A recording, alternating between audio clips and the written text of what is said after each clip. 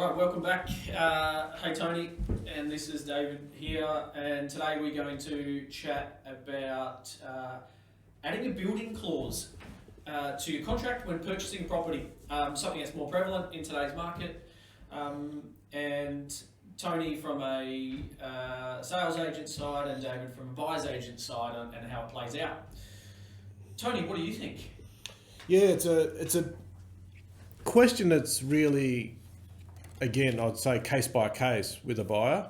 So in terms of should you put a building inspection in, the general rule of thumb when you want to buy a house is to, and from an agent's perspective, is for a buyer to put their best foot forward. So if your best foot forward is that you need to have a building inspector in because you're not a tradesperson or you're not inclined, in that sort of area, or you don't feel comfortable, then I suggest you or a buyer putting in a building clause with a maximum of about 5 days to have that clause completed. A lot of the time we have them within 3 days. We have inspectors that are willing to go straight out there and everything like that. So if you can't sleep at night, put one in. Now, if you've gone through the house and you've walked through and there's just no visible signs of cracking outside, hairline cracks or anything like that, the floor feels solid, taps work fine, everything looks good, you may feel comfortable not to have a building inspection. Building inspections are largely visual, pretty much similar to a car RACT inspection. And although the inspectors are very good at what they do, on that basis, you would want to have gone under the house and make sure the pillars are in place. You can't smell moisture, for instance. You can't see anything that looks problematic. For some people, they're comfortable on that basis, and certainly for me, I've put in offers on properties over the years with no building clause. I'm not a builder, but certainly, you're looking out for bits and pieces like cracks and that. The minute you see a cracking that's horizontal, it's a metre long, or it's 25 mil wide crack, stuff like that. Yeah, that's when you might want to probe in a bit more. But at the end of the day, I would not recommend a buyer not put in a building clause in if they're not comfortable. That's the first and foremost thing. The second part of the building clause is the defect limit, which you need to insert, and that's either a dollar amount or a percentage amount of the purchase price. And really, that's applicable to some states in Australia. Yeah. Well, particularly in Tassie. But you're familiar with the defect limit, David? Yes. Yeah. So obviously was introduced probably a couple of years ago now. But in terms of defect limit, I'd be suggesting that buyers consider putting a favourable amount and one that they're comfortable with. That is. Obviously, the lower the defect limit, the worse it is for the vendor. And obviously, I'm working for the vendor, so we want a high defect limit. It's not to say there's anything wrong with the house, but if you put in an offer on a house with a $25,000 defect limit and another buyer had a $50,000 defect limit, you sort of know which one's the stronger. The $50,000 one's the one that the buyer's going to run with if the price is up. So it's all a matter of putting your best foot forward. So, defect limit, typically covers the whole house. It covers everything, like from gutters to paintwork to carpet needing repair and structural. But I would normally recommend a buyer insert a clause in the contract in relation to making it applicable to major structural, plumbing and electrical works only, for example. However, I would recommend that buyers do seek conveyancing advice in relation to that matter. But definitely building inspections are worthwhile for people, first home buyers. It's a good idea too. But ultimately, when you're under competition on a house, the building clause is a weakness in an offer, as are any other special conditions in a contract. Obviously, the first and foremost or the strongest position a vendor would like is an unconditional contract. That's the number one. That's cash unconditional, and you work your way up from there to subject to finance, 7 days, 14 days, 21, to then a contract with finance plus building, and then you've got contracts with finance plus building plus special conditions, or you've got a contract with subject to sale, subject to finance and building. So it goes from high strength to low strength. So it depends on how strong you want to be. It's as simple as that. With your buyers, David, do you recommend building inspections as a buyer's agent with your builders, or? Yeah, it's a good question. It's interesting to listen to an agent side of things compared to a buyer's agent side of things, and our philosophy around being a buyer's agent is protecting the buyer and ensuring that they're getting what they think they're going to get. And in this instance, we believe that building inspections are a critical part of the buying process, and we educate a lot of our buyers around if we miss out on that property because of we can't insert a building clause, we're going to be happy with that. But first and foremost, when we look at a building clause, we look at the location of the property first. Like, where is it located? Like, if you're in an undulation or a side of the hill, or you might be in a termite zone. You might be, so the location and the topography of the property that we're looking at will probably indicate first and foremost if we need to look deeper at it, and then obviously seeing the home and the condition it's in.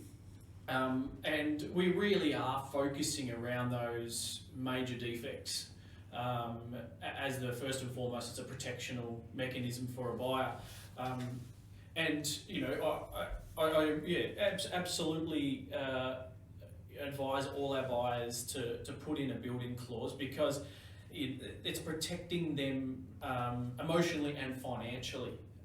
Because like one client had bought a property in a termite zone and was pressured to unfortunately not put a building clause in, purchased the property, and had to spend hundreds of thousands putting in a new floor. If they're educated and can be open and honest with an agent, a selling agent, and sort of put their best foot forward and putting that building clause in. And then I suppose the next level is there's building inspectors, and then there's building inspectors. So it's about understanding and having a good network of people around you, and that's something that you'll see come from us as a buyer's agency, is about having a great network of people and having a great building inspector around you who can articulate things clearly and identify them and communicate them to somebody who doesn't understand maybe the building trade. But the location of the property is going to derive the building clause and if and what you need out of that as well, first and foremost. And it is a protectional method. If you're going to spend upwards of, you can spend hundreds of thousands or maybe millions of dollars on a property, spending $600 on a building clause is money well spent. And it's something that we are seeing more prevalent in the market now, because there's less competition in each house to purchase on a contract level. It's been well received, especially in different parts of Tasmania, being able to put in a contract with a building clause. So that's my advice. That's what I sort of bang on about. And my drum at the buyer's agency is around protecting the buyer, protecting what they're spending their hard money on. But you've got to weigh that up with the competition that's buying houses. Yeah, I think too, like when you're putting in your building clause and your defect limit, you need to think about what offer price you put in and balance out that with what offer you put in on the house. So as an agent, sometimes what happens is a buyer puts in a reasonably low offer on a house, for example. It doesn't happen too often, but when they do, and they have a low defect limit of say $15,000 or $20,000, then they find $10,000 worth of waterproofing they've got to do in the bathroom and pull up the floor and retile and things like that. Some buyers will have a go at going for a price reduction on a house by $5,000 or $10,000. And quite often what will happen there is that or what you need to consider as a buyer is that you need to consider what offer you put forward to start with. So if you've already put forward a low figure, you're buying what you get sort of thing. It's all relative to in terms of the age of the house, and its condition based on whether it's an average condition for that age. But if, for instance, there is an actual defect, have you already factored that into your price? Is it recommended you go for a price reduction? Well, as an agent, I'd be suggesting be careful with that and take caution. You may risk losing the house and derailing the vendor's thoughts of your offer and position. And I'll give you an example. This is a live example for me. I had this happen just a week ago where a buyer put in a low offer on a house, a lower offer than what she was expecting. Got accepted with a building clause and a defect limit. They found the building inspector had found a small issue around the hot water service. There's a little bit of a leak around there, and the purchasers requested a price reduction, and the vendor's gone straight to a lawyer. After I spoke with her, the vendors decided to go straight to a lawyer and say, not taking it, just terminate the contract. At first opportunity within all the clauses, obviously. And it happened, the buyer called me, said, Tony, what's going on? I said, the vendor's chosen to not accept your offer. They're most likely going to be running with another offer. I'll just tell them now that I'm willing to not do that price reduction. Just keep it as it is. Yeah. Too little, too late. So you've got to weigh up as a buyer your risks in taking action and what actions you take. If it's your forever home or sort of forever home, don't muck around with it.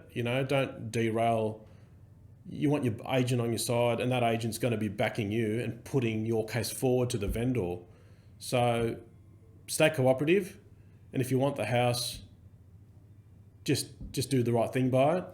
But if you're actually willing to let it go, that's a different story. Yeah, if you're willing to put a risk and go for the price reduction and annoy the vendor, or it becoming a bit of a battle to get to the end, it can actually be quite hard because it's an emotional thing for a vendor to let go of their home as well. Yeah. People forget that, it is quite difficult for people to sell their homes, but good discussion. Keep that in mind, yeah. I suppose that for everyone out there, it's a really interesting dynamic looking from both sides. Yes. One's obviously selling agent. You've got to put your best foot forward to try and Yeah, that's buy the right. property. Yeah. And then from a buyer's agent side, it's about protecting the buyer and ensuring that they're getting what it's worth. So, Tony, that was awesome. Excellent. Love fleshing it out. Thanks, David. That was great. Chat soon.